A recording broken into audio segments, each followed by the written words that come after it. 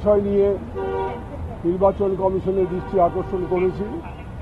প্রথমটি হচ্ছে যে নির্বাচনী ব্যয় সংক্রান্ত যে কমিটি করা হয়েছে সেই কমিটিতে যে তারা তৈরি করেছে তাতে দেখা যাচ্ছে যে বেশিরভাগ ক্ষেত্রে এখানে কেন্দ্রীয় যে এজেন্সিগুলো আছে তাদেরই প্রাধান্য থাকছে বলে ধারণা হয়েছিল আমাদের নানা কারণে, কারণ বিষয়টি খুব পরিষ্কারভাবে বলা ছিল না।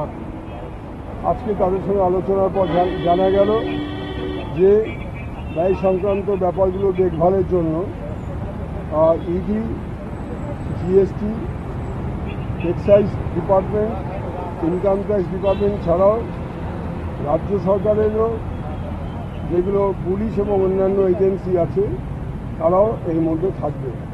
সুতরাং এই ব্যাপার কোনো ফিল্ড ইনকোয়ারি ছাড়া, কোনো হিয়ারিং করা ছাড়া এটা যেটা করা হয়েছে এটা বেআইনি আধার আইনের রেগুলেশনের পরিপন্থী এবং স্বাভাবিক ন্যায় বিচারেরও পরিপন্থী। প্রিন্সিপাল অফ ন্যাচারাল জাস্টিস এখানে হিট করছে। দিনাজপুরের চোপড়া নামক একটি জায়গায় সেখানে বিএসএফ নর্দমা তৈরি করতে গিয়ে যে গর্ত খুঁড়েছিল সেই গর্তে 4 জন শিশু খেলা করতে গিয়ে প্রাণ হারায়।